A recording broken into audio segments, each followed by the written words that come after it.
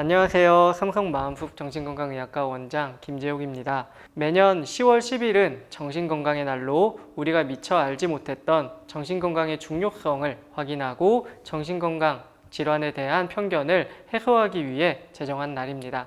이제는 마음에 투자하세요. 2022년 정신건강의 날 그리고 정신건강의 날 행사 축하드립니다. 안녕하세요. 마음최국입니다. 저는 삼성마음숲 정신건강의학과 원장 김재욱이고요. 오늘은 잠을 많이 주무신다는 분이 사연을 보내주셨습니다. 이른 새벽에 잠이 들어서 저녁 늦게까지 잠을 주무신다고 합니다. 매일 14시간을 넘게 자고 저녁 때부터 밀린 일들을 부랴부랴 하는 상황이라고 하네요. 그래서 원하시는 건 좀 더 일찍 일어나서 생산적인 삶을 이끌어 나가고 싶다고 하세요. 잠을 많이 자는 가장 흔한 원인은 사실 불면과 관련이 있습니다. 잠에 못 드는 것만 불면이라고 생각을 하시는데 중간에 계속 잠이 깨거나 꿈을 많이 꾸게 되거나 수면이 얕아지는 것도 이제 불면이고 내가 원하는 시간보다 일찍 일어나게 되는 것도 불면이에요. 불면이 있는 경우에는 내가 충분히 이제 회복하지 못한 그 시간에 대한 보상이 일어나게 되는데 그 보상이 또 잠의 형태로 일어나게 됩니다. 그래서 잠을 많이 주무신다는 분들 얘기를 들어보면 일부 특수한 경우를 제외하고는 불면 문제가 핵심인 경우가 많아요. 일단 이분 같은 경우에는 수면 시간 자체가 많이 무너지고 이제 길어진 거잖아요. 그래서 낮 시간 동안에 고정적인 시간에 고정적인 활동을 해주셨으면 좋겠어요. 균형을 잡으려면 기준점이 있어야 되잖아요. 보통 사람들에게 그 기준점이 수면 시간입니다. 이분은 그게 지금 무너져 있는 상태라 지금 말씀하시는 한 6시쯤 일어나시게 되면 적어도 6시에서 7시 사이에 고정적으로 하는 운동이 됐든 공부가 됐든 뭐가 됐든 괜찮아요.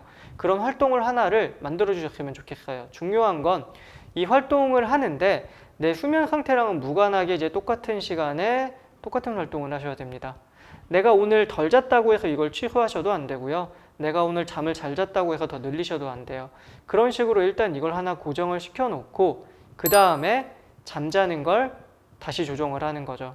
이분이 만약에 잠드는 시간이 이제 너무 뒤로 밀려 있다. 예를 들어 실제로 11시에 이불 속으로 들어가는데 새벽에 잠드는 거라면요. 이불 속에 들어가는 시간을 뒤로 늦추셔야 돼요. 그래서 내가 졸린 타이밍에 이불 속에 들어갈 수 있는 걸 연습해 주시는 게 일단 1번입니다. 그러다 보면은 잠자는 시간이 이제 왔다 갔다 할 수는 있어요. 하지만 지금 이분은 분명히 불면이 동반된 상태인데 이불 속에서 잠을 못 드는 시간이 길어지게 되면 그만큼 문제가 더 해결하기 어려워져요. 혹시나 중간에 깨신다면 그리고 잠이 안 온다면 마찬가지입니다. 이불 밖으로 나오셔서 다시 졸릴 때까지 기다리는 것. 그래서 이불은 내가 졸릴 때만 들어가는 곳이라는 훈련을 해주셨으면 좋겠어요. 만약 이 훈련이 조금 더 잘 된다면 그 다음 단계 시도해 볼 수도 있습니다. 그 다음 단계가 공간 조금 분리하는 거예요. 그 원룸에서 지내시면 불면 생기기 굉장히 쉽습니다.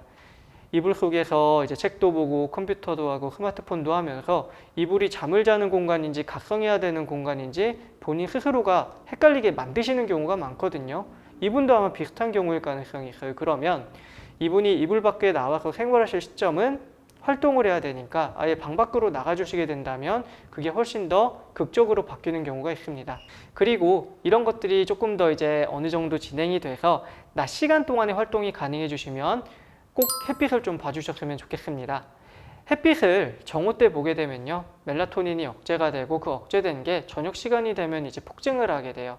그게 이제 원래 사람의 수면 리듬을 잡아주는 요소입니다. 그래서 햇빛이 없게 되면은 사람은 모두가 불면이 생기고 그 불면 때문에 잠을 굉장히 이상하게 자게 돼요.